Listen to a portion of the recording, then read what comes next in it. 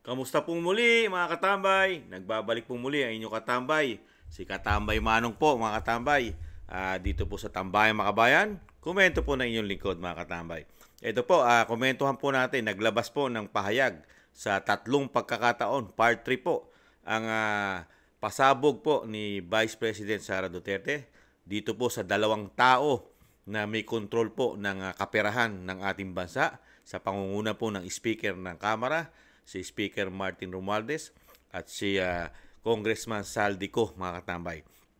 At siyempre po, marami na rin pong nabunyag dito po ng mga anomalya at sinasabing korupsyon. Lalo po rito kay Saldico, di po ba? Dahil meron po tayong vlog na nagbalik tanaw po tayo, binalik tanaw po natin yung mga pasabog po, di po ba? Ni Senator Villanueva, mga katambay, about po rito sa issue kay Saldico. Dahil naglalabasan na po yung mga baho, yung sinasabi nga ni Kamanong, yung mga parang dumi, kahit anong tago mo, ay aalingasaw po ito ng aalingasaw. Pero ngayon po mga tambay, talagang ginalit po nila. Ginalit po ang Agila at syempre po ang Agila ng Mindanao ay hindi po sanay sa korupsyon na katulad nila. Hindi po ganyan magtrabaho ang Duterte. Galit na galit po yan, lalo kung talagang ninanakaw mo ang kabang yaman ng mga Pilipino. Hindi uubra yan sa BP Sara. At ito po, talagang dito po sa pangatlong pagkakataon, talagang pinahayag niya na po lahat. Pati po ang mga ginagawa po sa kanyang demolition job, kasama po ang Makabayan Black, mga katambay. At ito po, pakinggan na po natin sa pangatlong pagkakataon ang pahayag po ng ating BP Sara. Bawasan ko lang po na ilaw, mga katambay. Ito po. Isa yan sa mga rason kung bakit ako nag-resign sa Department of Education. Hindi na ako papayag na sa susunod na taon, ganyan pa rin ang gawin nila at ako yung mananagot sa ginagawa nila.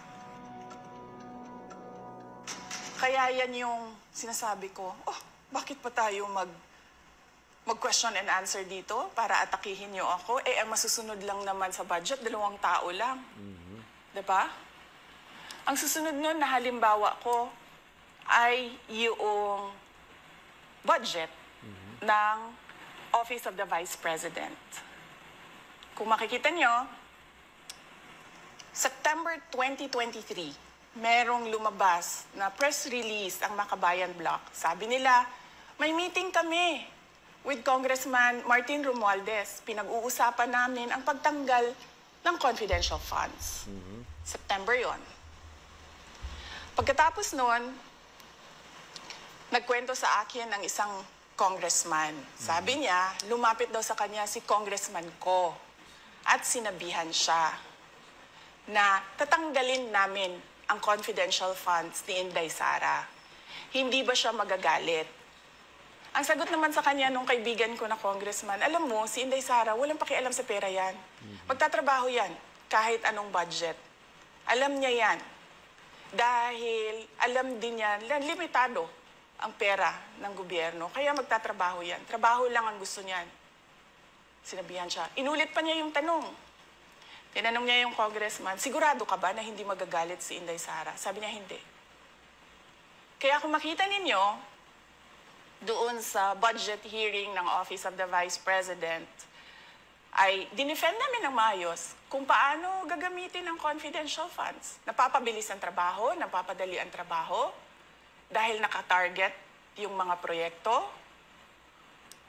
Pero pagkatapos nung plenary namin sa House, ay kaagad na lumabas, di ba? Walang 2 oras lumabas ang statement ni Congressman Zaldico. Ano sabi niya? Unanimous decision ng party leaders under the leadership of Congressman Martin Romualdez, tatanggalin namin ang confidential funds. At para hindi halata na inaatake nila ako, tinanggalan din nila yung mga iba pang mga departments ng kanilang confidential funds. So nakikita nyo, gumulong ang Makabayan Block kay Martin Romualdez. At dahil sa kagustuhan ni Martin Romualdez na hindi siya atakihin, at dahil sa gusto niyang suportahan ang Makabayan at ang NPA, nakinig siya. At ang ginawa niya, tanggalin yung budget. Alam na nila kung anong... Ganun po pala ka-powerful mga katambay, ang isang makabayang black, na nakikinig ang isang speaker na talagang ang speaker, talagang paikisamahan po pala yung sa direct na sinabi ng Vice President na ito po may kaugnayan sa NPA at ang isang speaker Martin Romualdez ay nakikinig sa sumusuporta sa NPA dahil lang sa ayaw siyang batikusin at pinagpalit niya puro ng isang Vice President. Mga katambay, yung Vice President pinagpalit po sa suporta ng mga makabayang black at sinasabing NPA. Unbelievable mga katambay. Ituloy po natin. Nila, bago pa kami pumunta sa plenary ng House. Hindi ko alam yon. Kasi nasabihan na lang ako nung kaibigan kong congressman pagkatapos na. Nung nakita ko na nagsabi si Zaldico, tanggalin niya ang confidential funds ng Office of the Vice President. So doon ko na lang naintindihan na aatake sila gamit ang confidential funds.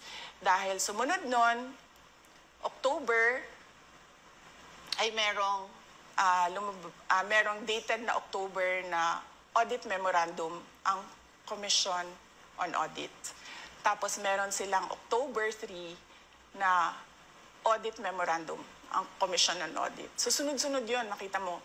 Naglabas ng press release ang Makabayan, nag-defend kami ng budget namin, nagsalita si Zaldico, lumabas ang mga AOM ng COA, September, October. Kaya yan din yung rason. Nung nakita na namin at na-confirm namin doon sa audit memorandum ng COA na ito na yon, confirmation ng pag-atake. Kasi hindi pa kami confirm doon sa unang tanggalin namin yung confidential funds sa OVP. Ang konfirmasyon namin, noong nagba-budget hearing sila, at doon sa budget hearing, tinatanong nila, may AOM na ba? May AOM na ba? At nakita namin lumabas na. Yun yung confirmation namin na ito yung pag-atake. Kaya nung fourth quarter ng 2023, hindi na ginamit ng Office of the Vice President at ng Department of Education ang confidential funds. Kasi sabi ko sa kanila, kahit gaanong tamang gamit natin dyan, gagawan nila ng mali yan. Bubutasin nila yan at aatakihin tayo gamit ang confidential funds. At ang patutuon nito, kung makita ninyo, noong House hearing, noong August 27, 90% ng mga tanong, confidential funds.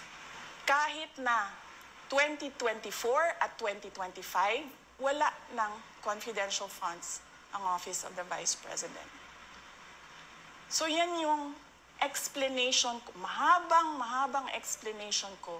Bakit pa tayo mag-question and answer? Para atakihin ninyo ako? Tapos, alam naman nating lahat. Congressman Zaldico, Congressman Martin Romualdez lang ang nagdidesisyon sa budget ng bayan. Madam Vice President, it seems that there's this great plan against you talaga to destroy you. And speaking of plan, kasi during the budget hearing po, may nagsabi kasi doon ng let's stick to our plan. And you also called that person po. Can you po share about this po? Ano ba tong plan talaga nila during this budget hearing? Oo. Doon sa budget hearing na nangyari noong August 27, nakita nyo na. Meron na silang nakahandang PowerPoint presentation, meron na silang nakahandang audiovisual presentation, meron na silang nakahanda na script na binabasa. At yung isa pa nga na congresswoman na sabi niya, wala akong panahon. Basta mahaba ito. Hindi ko mabasa letter per letter. Pero kung makita mo, may nakahanda siya na mga sagot sa mga sinabi namin sa Commission on Audit. Legal points na sinabi namin sa Commission on Audit. Bakit napakadelikado ng ginagawa na kinukuha ang mga dokumento ng hindi tapos at hindi final na audit. Grabe pala, mga katambay. yung ginagawa po talagang pamumulitika kay Vice President, gamit po ang COA, nagagawa po nila yon na hindi pa tapos yung audit report ng opisina po ng Vice President. At meron pa po silang kailangan i-submit pero pilit pong kinukuha na ng Kamara para po magamit lang ito sa pamumulitika at sa sinasabing demolition job. Mainam po ito mga tambay. Napakaganda po nagsasalita po ang ating Vice President, lalo po dito sa mga buhaya, di umano, yung mga ganid at swapang at sinasabing matakaw na matakaw sa pera ng bayan, mga katambay. Ngayon, nabubunyag po ngayon talaga, mga katambay. Kaya ano po kaya ang iniisip ngayon ng mga buhaya sa ating bansa, mga katambay? Komento ni Kamanong. Sa tingin po ni Kamanong, palagay ko, sa komento ko, nayayanig na po sila, mga katambay. Kasi nabubunyag na po ang kanilang baho na matagal nang tinatago, mga katambay. Ang kapalit dito, bilyong-bilyong pondo ng bansa na nakukuha yata nila, mga katambay.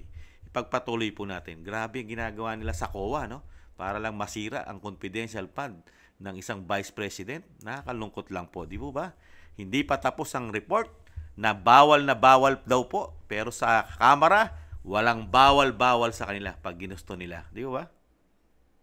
Makita mo, ganun yun, nakahanda sila.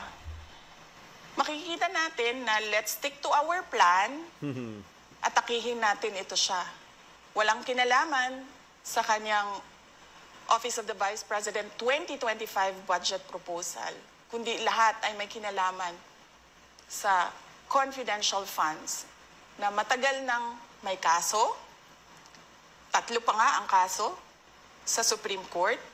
Matagal nang pinapa-audit nila at nagko-cooperate kami doon sa audit. Kaya makikita ninyo kung ulit-ulitin natin yung nangyari noong House budget hearing noong August 27. Meron silang plano na gamitin yon para siraan ako. At hindi lang sila tumitigil dyan. Kung makita ninyo, ngayon naman nasa DepEd budget sila ng pagsira ng pangalan ko. Kahit wala akong kinalaman doon sa mga observations ng Commission on Audit, sinasabi nila na kasalanan ni Inday Sara yan. At going back po dito sa budget hearing, Madam Vice President, kasi mukhang hindi talaga nagustuhan ng mga kongresista ang inyo pong naging sagot at naglabas nga po sila ng kanilang statement about pa din dito sa confidential fund. And itong si Franz Castro, nagsabi siya dito nga daw ay posibleng ito ay isang impeachable offense. Ano pang reaction niyo dito? Hindi na bago ang usapin ng pag-impeach sa akin. Kung babalik tayo nung nakaraang taon, ay nagsalita na si Franz Castro. Noong November 2023, nagsabi na siya, ay pinag-uusapan namin ang impeachment ni Inday Sara. At nagbigay siya ng mga basehan doon sa ifa-file daw nila na impeachment. Kaya tuloy-tuloy lang yan na pinag-uusapan openly dyan sa House of Representatives ang impeachment. At lagi nandyan sa gitna si Franz Castro sa usaping impeachment sa akin. Unang-una, walang misuse ng confidential funds, walang misuse ng funds ng Department of Education. Kaya ngayon, ay pinipilit nilang gawan ng basihan yung mga sinasabi nila na impeachment sa akin. Kaya hindi bago yan na pinag-uusapan ang impeachment. Kasama yan sa plano nila laban sa akin. Ma'am, regarding naman po dito, kasi sa plano daw po nila, ay bigyan kayo ng 0 or 1 peso budget ang OVP po. Kung sakaling mangyari po ito, ano ang magiging hakbang po? Narinig din namin na merong defunding, i-defund daw ang Office of the Vice President budget. Narinig din namin na posibleng piso lang ang ibigay na budget sa Office of the Vice President. Handa ako sa Office of the Vice President na magtrabaho kahit walang budget. Maliit lang yung opisina namin, maliit lang yung operations namin, kaya kayang-kaya namin na magtrabaho kahit walang budget. Alam naman namin na kapartiyan ng pag-atake, kaya kami, tutuloy-tuloy lang din kami sa kailangan namin gawin para sa bayan. Madam Vice President, panghuli na lang po, no? Sa kabila po ng nararanasan ninyo na pag-atake, kaliwat kanan, at ang kalagayan po ng ating bansa, ano po ang inyong mensahe sa ating mga kababayan? Unang-una mensahe ko sa ating mga kababayan, huwag silang magpadala sa ingay ng politika. Kung makikita natin sa kasaysayan, lagi talagang inaatake ang Vice President dahil siya yung tinitingnan ng mga tao na baka magiging sunod na presidente. So lahat ng mga gustong tumakbong presidente ay uunahin nila at atakihin talaga ang Vice President. Kaya huwag sila magpadala sa ingay ng paninira at politika. Pangalawa, isa-isahin nila ang bawat papel sa budget ng 2023 at 2024 at 2025. At pangatlo, kailangan magkaisa tayo na tumulong sa mga nangangailangan. Dumadami ang naghihirap na mga pamilya. Dumadami ang nakakaranas ng gutom. Kaya kailangan tayo, kaya kami tutuloy din ang trabaho namin kahit walang budget. Dahil alam namin na yan yung pinaka-importante sa ngayon. Na matulungan yung mga kababayan natin na naghihirap at walang makain. Yan yung totoong problema ng bayan natin. Once again, ma'am, maraming salamat po sa pagkakataong pinagkaloob niyo po sa amin at nabigyang linaw po ang mga issue nga ngayon ay headlines po sa iba't ibang media. Maraming salamat po ni Madam Vice President. Thank you very much. Shukran. Yan po mga katambay, ang ating mabutihing Vice President po mga katambay na walang tinatago sa taong bayan, sa mga Pilipino. Talagang totoong tao, totoong leader, at mapagkakatiwalaan ng mga Pilipino. Kaya po mga katambay, ngayon malinaw na po dito sa tatlong pagkakataon na talagang ang nagpapaikot lang po at ang may control lalo sa kaperahan ay dadalawang tao lang po talaga. Sa pamamagitan po ng Speaker Romualdez at Congressman Saldi Co, mga katambay. Sila lang po talaga ang talagang may control, may hawak sa kaperahan. Lalo po kung sila'y gagawa ng anomalya ayon mismo sa Vice President, sa mga pondo. At isa pang napakabigat, yung pinunyag din po ng ating VP Sara na talagang alam niya na yon. Alam niya na nakipagkaisa po, nakipagkasundo po ang Speaker ng Kamara sa Makabayan Block na sumusuporta po daw ito sa NPA dahil unang-una natakot ang Speaker sa Makabayan Block at lalo convicted ng child abuse. Congressman Franz Castro, natakot ang Speaker na siya'y banatan at batikusin ng sumusuporta di umano sa NPA. Natakot ang isang Speaker kaya naging sunod-sunuran po ito mga katambay. Naging sunod-sunuran sa mga makaliwang grupo na mga sumusuporta raw sa mga NPA. Lalong-lalo sa pangunguna po, siyempre po, ng kabataan, si Raul Manuel, na andyan pa si Brosas, at lalong-lalo na ang convicted ng child abuse, si Franz Castro, mga katambay. Ibang klase, no? Talagang sa pamumulitika. At tama rin naman sinabi ng Vice President, sa isang politika na talagang gusto mong maghangad na maupo bilang presidente, una mo talagang sisirain. Sisirain mo talaga ang isang napakapopular na Vice President na katulad ng ating Vice President Sara Duterte. Sisiraan mo talaga para doon sa sinasabi mong ambisyon, na pagiging greedy, kahit hindi angkop sa iyo, basta makuha mo lang kahit sa marungis na pamamaraan, gagamitin mo ang puwersa. Dahil ngayon nakikita po ni VP Sara at ng inyong lingkod, ginagamit po na puwersa sa pagiging sinasabing demolition job, yung pera ng taong bayan, yung pera ng taxpayer nagagamit po para po sa pang-atake sa Vice President Sara Duterte para lang masiraan, at talagang tinututukan din nila, di po ba, yung sinabi ng Vice President, yung confidential fund, pilit nilang pinasasama kahit hindi pa kumpleto ang report ng opisina ng Vice President, pilit na nilang kinukuha para lang mapasama. At laging nagko-comply ang ating Vice President sa COA, mga katambay. At dinala pa nila sa Supreme Court, tatlong kaso pa ang sinasabi ni VP Sara na sinasagot naman nila sa korte, sa Supreme Court, mga katambay. Ganyan po katindi. At talagang hirap na hirap po silang bigyan at talagang tamnan ng kaso at paninira sa Vice President. Wala po silang masilip, talagang hirap na hirap sila. Ngayon, dinadala naman nila sa DepEd ang usapin. Ayon sa ating Vice President, sa DepEd naman nila ginagawang paninira. Pero wala pa rin silang magagawang paninira dito dahil hindi naman kagagawan ng Vice President ang ipinaninira nila. Dahil unang-una, yung budget na proposed budget ng secretary na sa panahon po ni Vice President na siya ang secretary, yung budget niya ay 5 billion, pero naging 15 billion.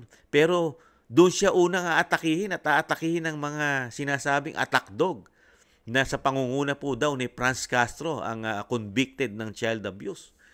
Na ang may kagagawa naman ang Kongreso rin, ang Kamara, sa pamumuno po ng Speaker at na Saldico. Yan po ang nilinaw ni Vice President Sara Duterte.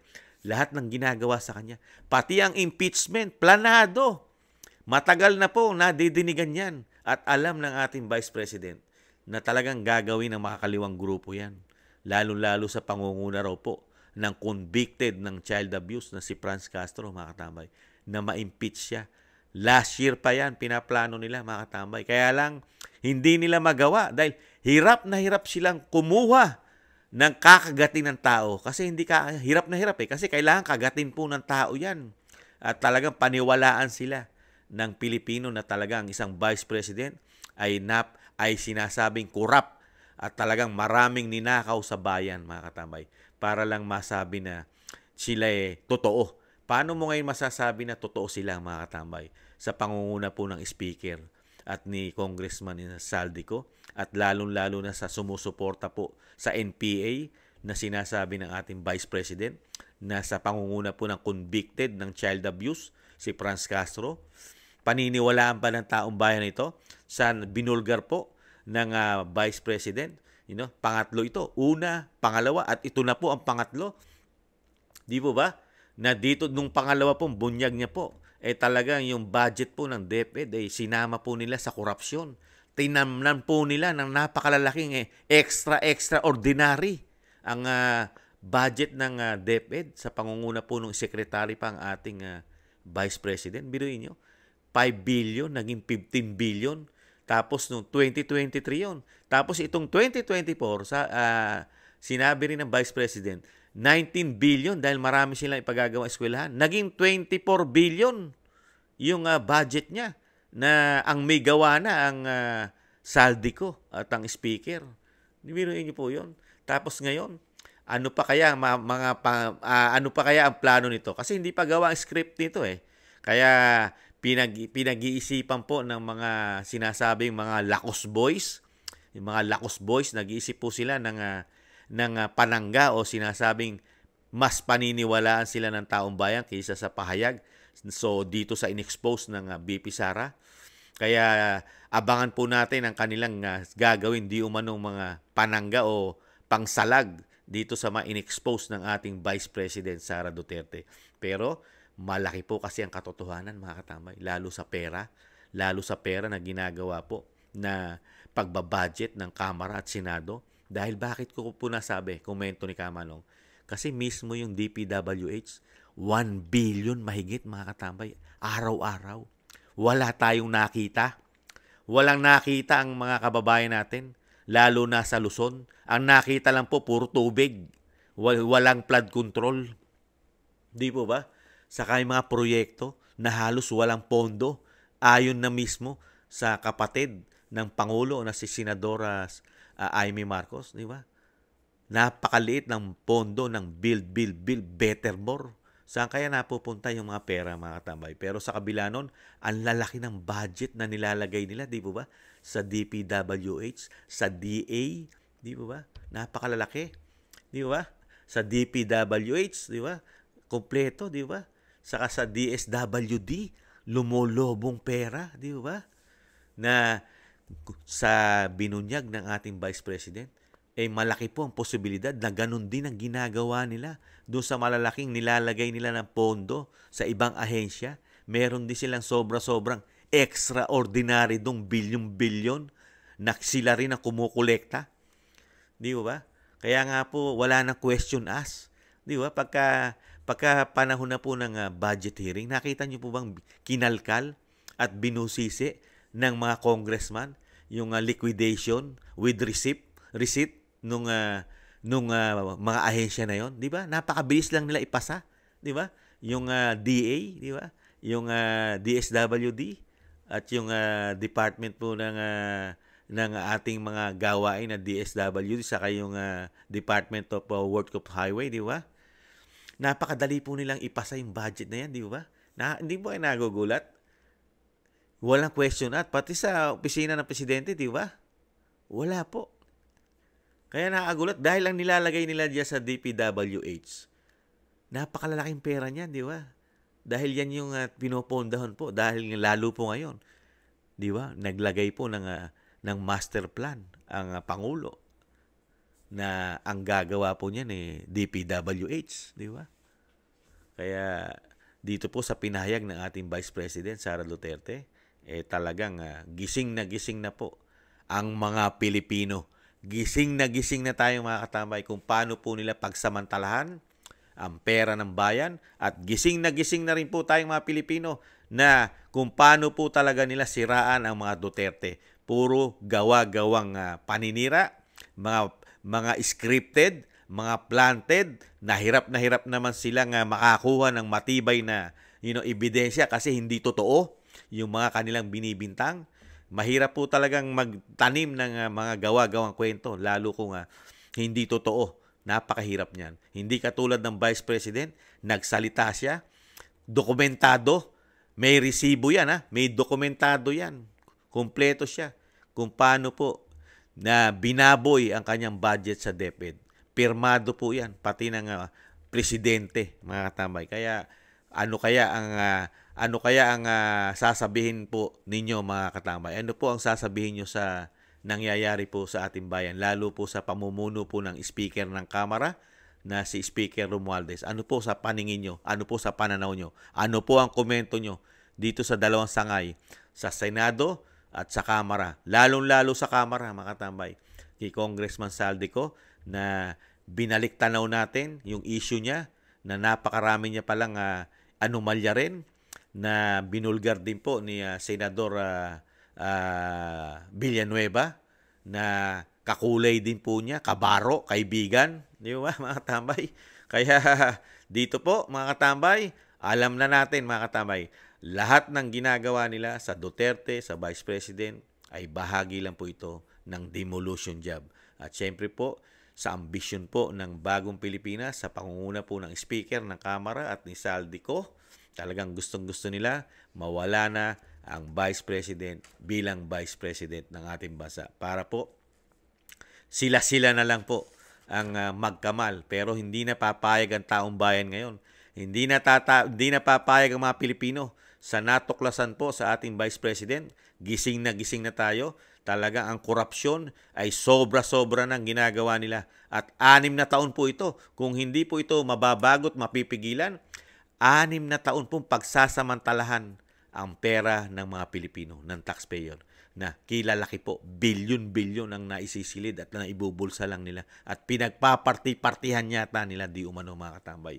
At muli po, maraming salamat po Vice President Sara Duterte na talagang kayo na lang po yata talaga ang mapagkakatiwalaan ng mga Pilipino at merong malasakit sa mga Pilipino, makabayan, siyempre po, makadiyos, at siyempre po, lagi nyo inuuna ang kaligtasan at ang pangangailangan ng mga Pilipino, lalong-lalo na ang mga nagugutom nating kababayan at naghihirap dahil po sa napakahirap ng kalagayan ng ating bansa, napakamahal ng mga bilihin at napakahirap makakuha ng trabaho, kulang na kulang tayo sa trabaho sa ating bansa. Dahil sa nakikita natin ginagawa ng ating mga mambabatas, imbis na trabahuhin ang problema, ang tinatrabaho po, budget ng Pilipinas. Yun ang kanilang tinatrabaho. Komento ni Kamanong. Muli po, maraming salamat po. Siyempre po, una kay Vice President Sara Duterte.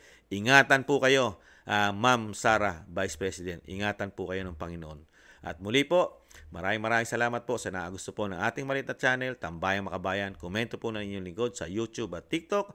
Maraming salamat din po sa mga nagla-like, share, and subscribe, and nagko-comment.